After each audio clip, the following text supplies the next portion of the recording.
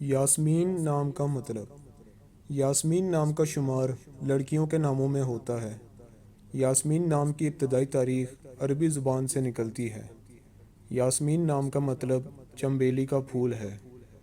مزید ناموں کا مطلب جاننے کے لیے ہمارے چینل کو سبسکرائب کریں، لائک کریں اور شیئر کریں، اور بیل آئیکن ضرور دبائیں تاکہ ہماری آنے والی ہر نئی ویڈیوز آپ تک بر وقت پہنچ سکیں۔